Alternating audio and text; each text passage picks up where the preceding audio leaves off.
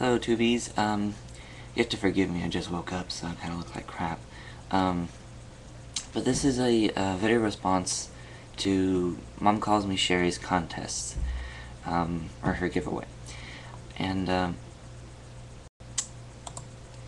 really did like your idea for doing this, contest. But I have to say, you wanted us to pick 3 of the, questions out of the 10, 3 out of the 10 phrases, and explain what they mean to us. Well, obviously, of course, that they mean something, or else we wouldn't be pagans or Wiccans. So, I'm going to find it quite difficult to pick just 3. But I'll go ahead and start with Spirit abides in all things. I love this amazing concept. When you hear the words Spirit abides in all things, what it means to me in a sense is that it, like the masculine and the feminine, the god and the goddess, they're in everything, within everyone, within every living being. And then at the same time, everything ever made is made from earth in some way or another, from one of the 4 elements some way or another. So everything is of nature, whether we choose to believe it or not. Spirit abides in all things because it is always around us. It is the energy that we draw in. It is the sacred being that we always pray to, sacred being that we honor. And it is in all things. When you sit and if you look at a tree on an autumn day, you can see Spirit. If you look at a group of wild horses running, you see Spirit apparent in that. When you see a fight between 2 people, you see Spirit apparent in that. Spirit truly is within all things. It is not one specific personality. It's multiple. And then you have, move on to the next one. Fairly taken, fairly good. I'm going to take that one. In the craft, we can't just sit back and we can't sit back, and we can't just expect things to continuously come to us without gratitude, expression of gratitude. For example, we can't just keep doing an abundance or money spell completely over and over again without learning to give it some back when others are in need. It still comes back, but when you need to learn to give back to others, help those who are in need, that's why we're here. And others thought that was one good example of it. All acts of love and pleasure are sacred. Something I really did believe in, because excuse me, I don't see why. Okay, I'm gonna have to specify some specific thing. Let's take sexuality, homosexuality.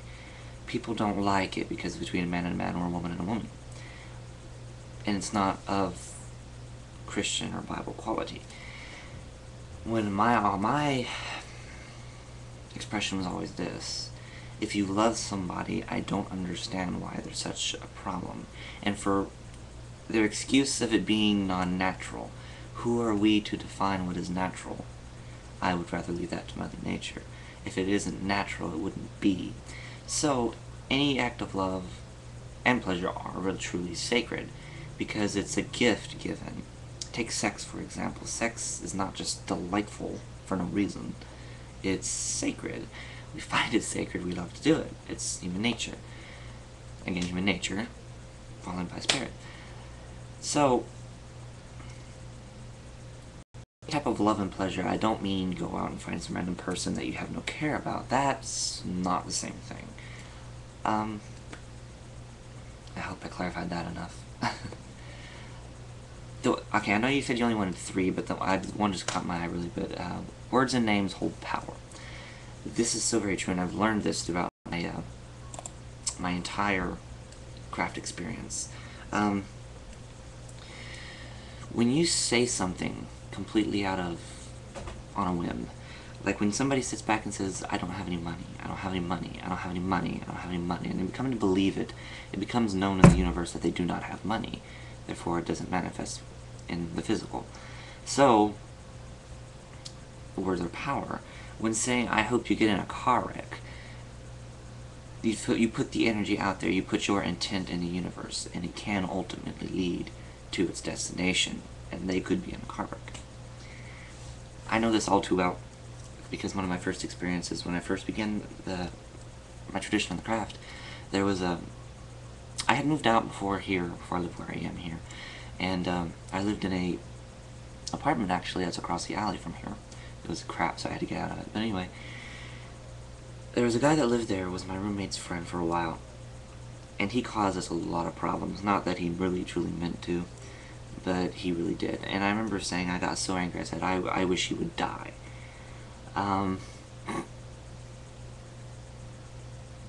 think a little over a year later, I found out that when he was working on a project, which I know he puts up, like the gigantic McDonald's signs that you see on the side of the road, he was doing one of those, except not so big. He was trying to put one together. Well, his ladder fell, and the pole came down and flattened his head. So words truly are power. I don't know if necessarily it was my fault for saying that, or I was the one that made it happen or manifested. But I'm saying that words do come to fruition, and something we always need to consider. So I hope that these answers really do benefit, somewhat, and I hope the contest goes really well for everybody, and blessings to all, and have a safe and magical week. Bye, everyone.